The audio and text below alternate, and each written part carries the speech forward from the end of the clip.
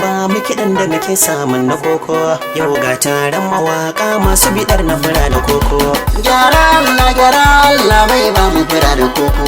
Gyara Allah mai ba mu fura da koko. Gyara Allah mai ba mu fura da koko. Gyara Allah mai ba mu fura da koko. Gyara Allah mai ba mu fura da koko. Gyara Allah mai ba mu fura da koko. Gyara Allah mai ba mu fura da koko. Gyara Allah mai ba mu fura da koko. Gyara Allah mai ba mu fura da koko. Abun mamaki dan akuya wai ya ziyo da kura. Allah ya nufa ya tsara ya yi kwan gigatan azara. Sai ka gane wanda ya maka nisa ya wuce kai harara. Waka ita ce sana'ar manan muka samu fura da koko. Mustapha ai gwiwa na ji batun da kayo zan yi shi nema. Samu da rashi akwai shi ku gane in za a yi nema. Mu bi sanna sanni dan hakan dan jariri ya girma. Hakuri mu rike rabon mu da hannayen mu je mu tsungo. Wannan haka ne shamsu ala lokacin nan babu gyara. Dama ita rayuwa ko baki na ka karkaiwa harara. Wanda Allah ya yi baiwa ku gane shi ya zarta tsara. Karkasawa zuciya zalunci yin haka zai fi karko. Sama an kada kai gaskiya tun da dai ka iyo zance na baiwa. Duk nisan kwana na ce dole ne inda rai mu zamo kushewa.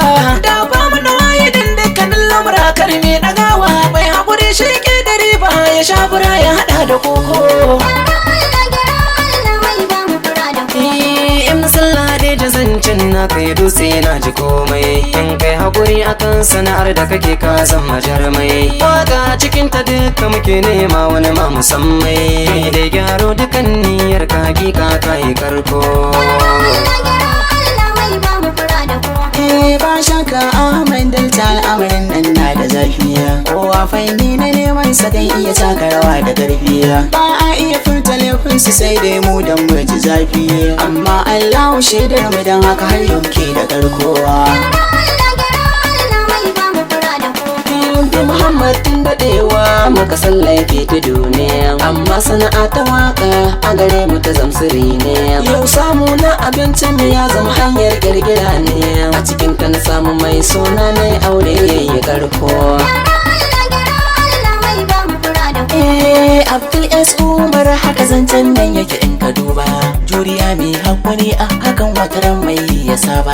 Tun ina ɗan ƙanƙani na nake aiko sako a karɓa. Musti na Usaini dan ko dukan nasara Allah ya aiko. Musti na Usaini dan ko waka ita ce sana'ata. A cikin tarfin asiri na samu zana inganta. Wasu na zagin sana'a